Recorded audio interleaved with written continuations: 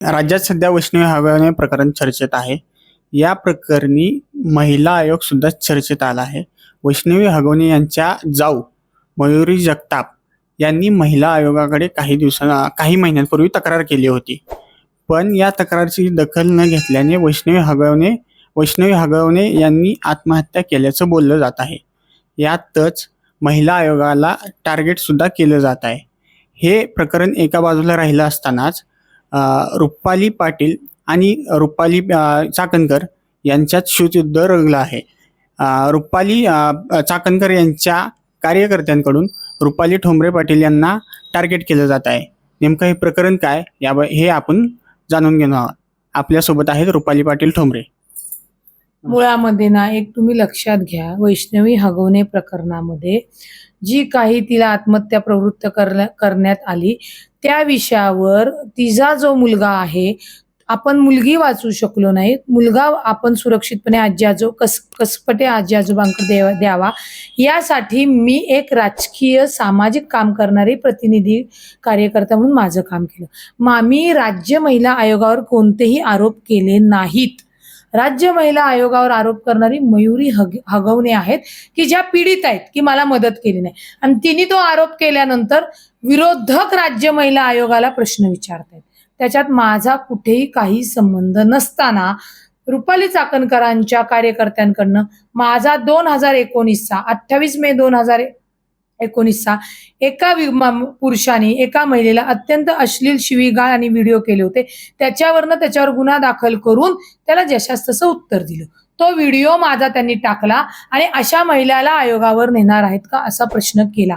कशासाठी आयोगावर तुम्ही आहात? तुमचा राजीनामा विरोधक मागतायत आणि तुम्ही माझी का विनाकारणची बदनामी करताय? आणि जर आयोगच म्हणजे जे महिलाच्या सक्षमेसाठी आहे, सुरक्षिततेसाठी आहे, ते जर माझीच बदनामी करत असेल तर मला त्यांना विचारणं गरजेचं आहे. मी कुठेही राज्य महिला आयोगाचं नावही कुठं घेतलेलं नाही. मी जे काम करते ते माझ्या पद्धतीने, माझ्या स्टाईलने सामदाम दंडभेदाने करते. ज्यांनी त्यांना प्रश्न विचारलेत त्यांनी उत्तर द्यावी, कारण का तुम्ही ज्या पदावर आहात त्या पदाची ती मर्यादा आहे. संविधानिक पद आहे, राज्यमंत्री दर्जाचा पद आहे, त्याच्यात माझा काहीच दोष नाहीये. परंतु त्यांना ते ज्या राज्य महिला आयोगाने खरं तर या महिलांची सोशलवरची होणारी बदनामी हे थांबवलं पाहिजे, त्याच्यात काहीतरी ऍडव्हान्स समुपदेश झाले पाहिजे, गुन्हे दाखल झाले पाहिजेत. तर यांचेच कार्यकर्ते तिथे बसून महिलांना ट्रोल करतायत, हे अत्यंत चुकीचं आहे. त्यामुळे ते जे करतायत त्याच्यावरनं त्यांना ज्या हगवण्यांच्या प्रकरणात ज्यांनी प्रश्न विचारलेत त्यांना उत्तरं द्यावी. म्हणजे तुम्ही ज्या वैष्णवीचं बाळ त्या कसपटी कुटुंबावर सुपूर्द केलं, हे कुठतर चाकणकर कार्यकर्त्यांना किंवा रुपाली चाकणकर यांना खूप ते असं तुम्हाला वाटतं का? आता त्यांची जी काही कृती आहे त्याच्यावरनं तर तसंच वाटेल. पण मी काय तुम्हाला जळण व्हावी किंवा तुम्हाला त्रास व्हावा म्हणून बाळ नाही हे केलेलं.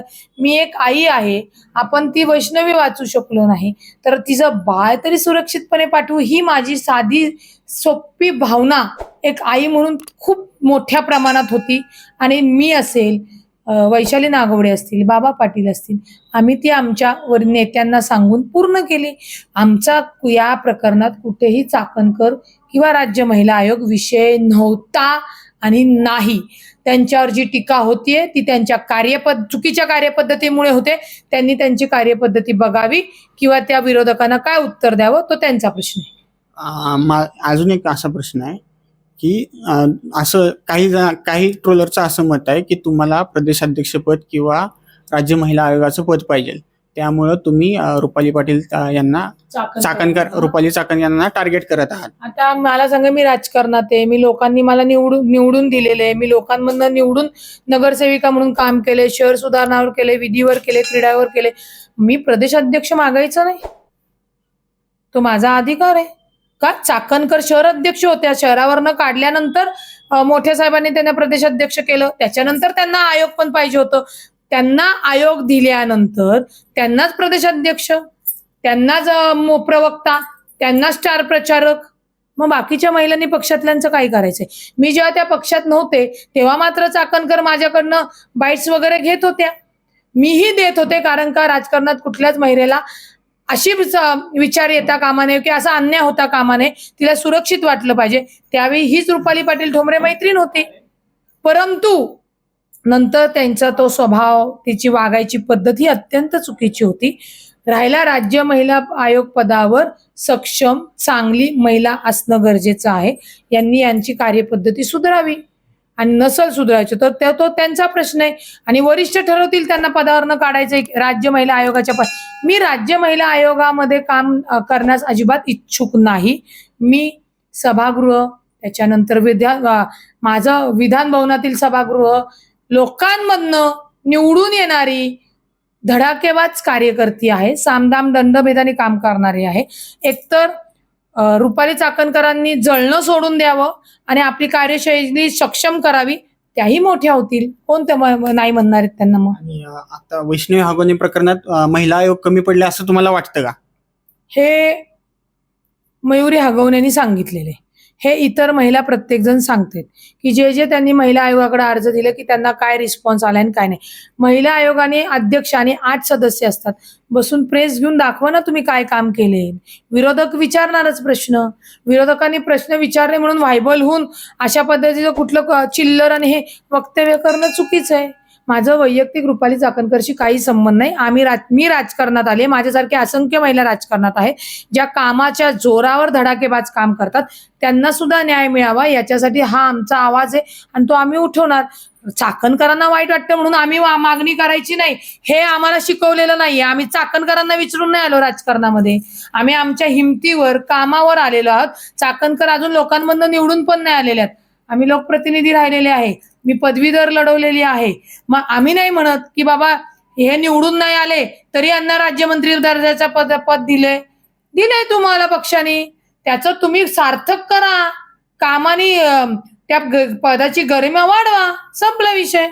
एकीकडून महिला आयोगाकडून महिलांची सुरक्षा किंवा महिलांचे जे प्रश्न आहेत ते सोडवण्याचं बोललं जातं, पण ज्या रुपाली चाकणकर यांच्या कार्यकर्त्या आहेत त्यांच्याकडून संगीता भालेराव यांना धमकवलं जाते, याबद्दल तुमचं मत काय? अत्यंत चुकीचं आहे.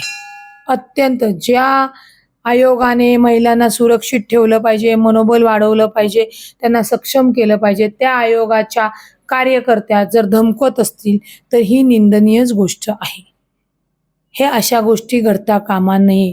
रुपाली चाकणकर आयोगाची संपूर्ण, इव्हन आयोगाचे जे 8 सदस्य आहेत यांची संपूर्ण जबाबदारी आहे की जे हे सोशलवर विकृतपणे बोलतात, धमक्या देतात, या लोकांवर कडक कारवाई करण्याचं काम खरं आयोगाने केलं पाहिजे. तर हे आयोग धमकवते म्हणल्यानंतर मला सांगा त्या पदाची गरिमा राहील का जाईल? समजा उद्या तुम्हाला पक्षाकडून आदेश आला की रुपाली चाकणकर यांच्याबद्दल बोलू नका, तेव्हा तुम्ही काय भूमिका घेणार? मी रुपाली चाकणकर बद्दल काहीच बोललेली नाहीये. पण जर रुपाली चाकणकर आणि तिचे कार्यकर्ते माझ्या बाबतीत जर चुकीचे व्हिडिओ टाकत असतील तर मी पक्षाकडे केलेल्या तक्रारीवर पक्ष काय निर्णय घेतोय, काय न्याय करतो ते बघेल.